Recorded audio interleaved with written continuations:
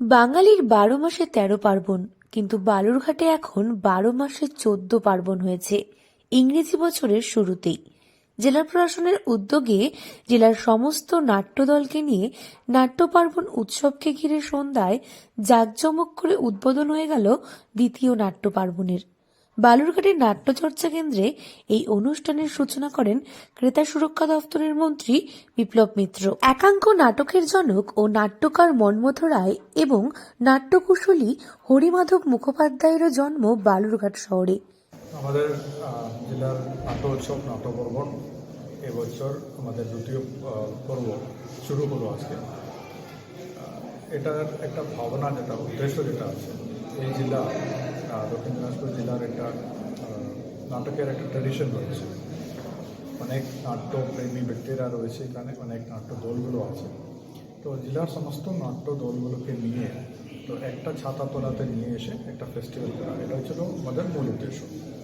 দক্ষিণ দিনাজপুর জেলার একটা অ্যাসেট হচ্ছে এই যে লং ট্র্যাডিশন আছে, রিচ কালচারাল একটা হেরিটেজ যেটা বলি আমরা, এটা হচ্ছে আমাদের কালচার।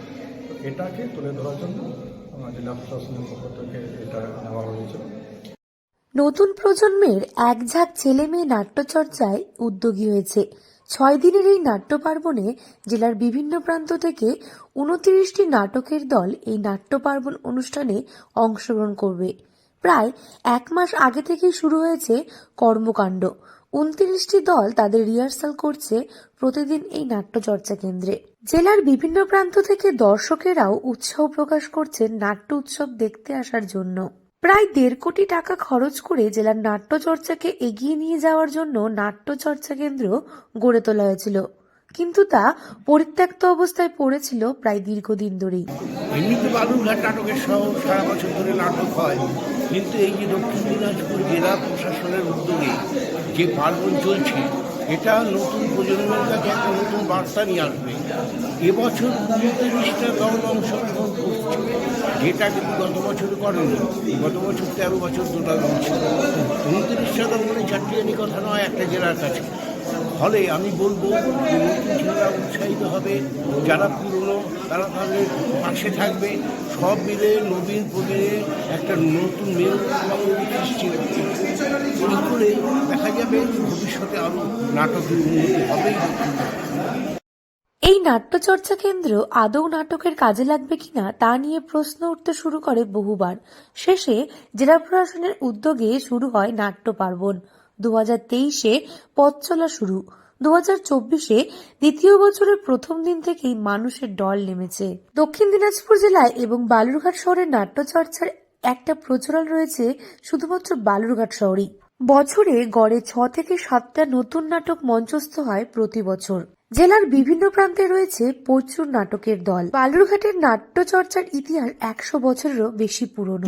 খুব ভালো লাগছে, কারণ বালুরঘাট তো বিখ্যাতই নাটকের শহর হিসাবে।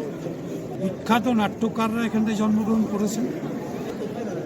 এখানটায় হরিমাধব বাবুর মতন এখন পর্যন্ত নাটকের এক জীবন্ত কিংবদন্তি, তিনি এখনও আছেন আমাদের মধ্যে।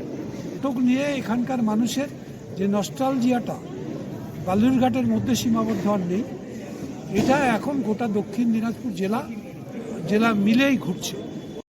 জানা গেছে দক্ষিণ দিনাজপুরের মতো একটা ছোট্ট জেলায় ২৯টি নাটকের দল তাদের নাটক এই নাট্য পার্বণে অনুষ্ঠিত করবে, এটা খুব ছোট বিষয় নয়।